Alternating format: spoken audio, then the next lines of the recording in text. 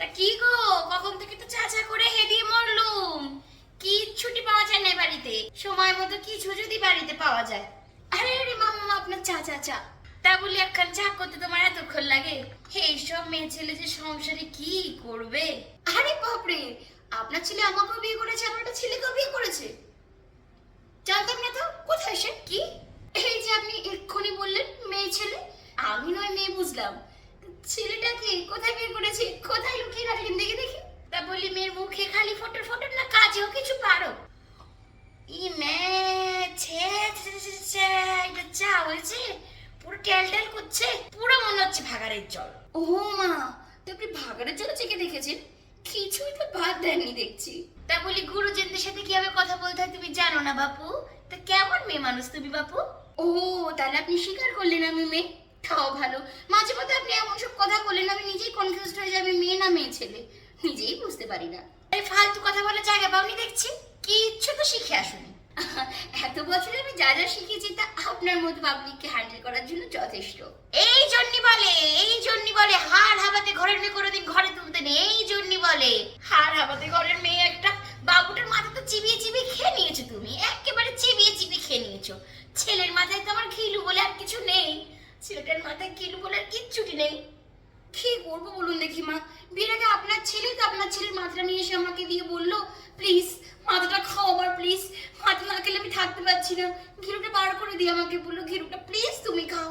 এখন মা এরকম করে রিকোয়েস্ট করলে আমি যে আবার ফেলতে পারি না, বড্ড কষ্ট। তারপর মা আমি মাথাটা খুলে দেখলাম ঘিরুটা এত টেস্টি মা, কি বলবো, না খেয়ে আমি থাকতেই পারলাম না, দারুণ টেস্টি।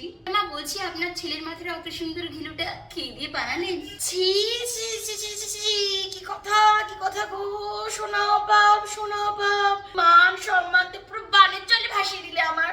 চিন্তা করবেন না মা, একদম চিন্তা করবেন না, একটুখানি জলটা নামতে দিন, একটুখানি জলটা শুকাতে দিন, আপনার মা আমার সম্মান দুটোকেই আমি কুড়িয়ে এনে কেচে ধুয়ে নিংড়ে ছেঁচে শুকিয়ে আপনার হাতে দিয়ে দেবো। দেখবেন আপনার মা আর সম্মান দুটো একদম ঝরঝরে হয়ে আপনার কাছে চলে এসেছে। কিচ্ছু চিন্তা নেই মা, আমি থাকতে আপনার কিচ্ছু চিন্তা নেই। থাক বাপু থাক, অনেক উপকার করেছে আমার বাপু, থাক এবার থাক থাক। এই মেয়ের জ্বালায় আমার সংসারটা একেবারে উচ্ছন্নে গেল, মান সম্মান তার কিচ্ছু বাকি রইলো না, কিচ্ছু বাকি থাকলো না, আমার মান সম্মান কিচ্ছু বাকি থাকলো না। ভগবান তুমি আমায় তুলে নাও না কেন, ভগবান ভগবান। ও মা, আপনি এত রাতে উপরে উঠতে চাইছেন, আগে বলবেন তো। তা কিভাবে উঠবেন মা, আমাকে বলুন, আমি আছি তো, আপনার বৌমা আছে না, আপনাকে সুন্দর করে সাহায্য করবো উপরে ওঠার জন্য। কিভাবে উঠবেন মা বলুন আমাকে, আমি আছি তো সাহায্য করার জন্য, বলুন। বলি ও বৌমা, হ্যাঁ মা যাই যাই যাই, রান্না হবে আজ, কি করছো একটু দেখি, কি করছো ওইদিকে, কি বসালে কড়াইয়ের মধ্যে, কি হচ্ছে আজকে?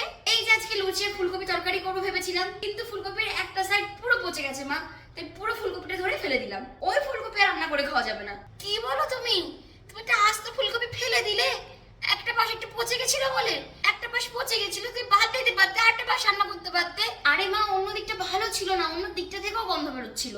হ্যাঁ তো গরম জলে ধুতে পারতে, গরম জলে ধুলে সব গন্ধ চলে যেত, তাই একটু গন্ধ থাকলে কি খাওয়া যেত না? পুরো ফুলকপি তুমি ফেলে দিলে, এই হচ্ছে আজকালকার যুগের মেয়ে, একটুতে কেটে কুটে রান্না করতে হয়। কিছুই দেখি সেটা আমি জীবনে দেখিনি বাবা, একদমটি কিন্তু পছন্দ না। ঠিক আছে মা, এরপরে থেকে আমি কিচ্ছু ফেলবো না, যা নষ্ট হবে যা কিছু হবে সব আমি ম্যানেজ করে দেবো, কেমন মা? হাসি এখন। তারপর মা মন্দ কথা বলবো নি, তবে রান্নাখানা আজকে মন্দ ছিল না, ছিল মন্দ ছিল না তাই না মা? আচ্ছা বলছি এত কষ্ট করে রান্না করলাম, তাও আপনার মুখ থেকে ভালো হয়েছে এটা বেরোবে না তাই না মা? তুমি বাবা কিছুতেই খুশি না, বড্ড বেশি কথা বলো দেখি, এত সারাদিন কথা কও, মাথাটা আমার ঝনঝন করে। আরে তাই নাকি মা? বলছি মাকে ডাক্তার দেখাবো মা? না মানে আমি অনেকদিন থেকেই ভাবছিলাম আপনার মাথার একটা ডাক্তার দেখাতে হবে, তা আপনি যখন নিজে মুখেই বললেন ডাক্তার দেখাবো মা, মানে আপনার একটা দরকার ছিল আর কি। তুমি কি আমাকে পাগল বলছো? ও বাবা, এবার নতুন করে বলার কি আছে, আপনি জানতেন না? কি বললে তুমি? আরে মা আস্তে আস্তে আস্তে আস্তে, এত রিয়াক্ট করার কিচ্ছুটি নেই, এরপর তো কাক চিল শকুন কিচ্ছুটি বাসির আশেপাশে আপনার জন্য ঘেসবে না, আপনি এত সুমধুর কোকিল কণ্ঠী, খাগড়া তো আপনার গলা শুনেই পালিয়ে যাবে। তা আজকে রান্না ভালো ছিল, খাবার একেবারে মন্দ ছিল না, কিন্তু এত দেরি করে করে রান্না করে আনলে পেটে তো ছুঁচোর মধ্যে ডন মেরে মেরে তো আমার খাবারের ইচ্ছাই চলে যায়, খিদেই পায় না। এত আস্তে হাত চলে কেন বৌমা, মুখটা তো কম চলে গিয়ে দেখি বিড়ালটা তরকারিতে মুখ দিয়ে দিয়েছে, এক গাম তরকারির মধ্যে সে মুখ দিয়ে বসে আছে। তা এই দেখো, তা এখন তুমি কথাটা বলছো পুরান তরকারি ফেলে দিয়ে নতুন করে রান্না করলে, এ কথা তুমি আমাকে আগে বলবে না? আরে মা না না না না না, ফেলবো কেন?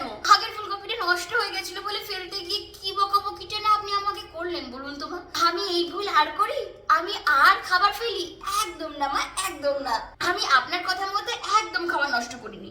রান্নাঘরে গিয়ে দেখলাম বিড়ালটা মুখ দিয়েছে, সাইড থেকে একটুখানি ঝোল তুলে ফেলে দিলাম, আর বাকি ঝোলটা দিয়ে আপনাকে খেতে দিলাম।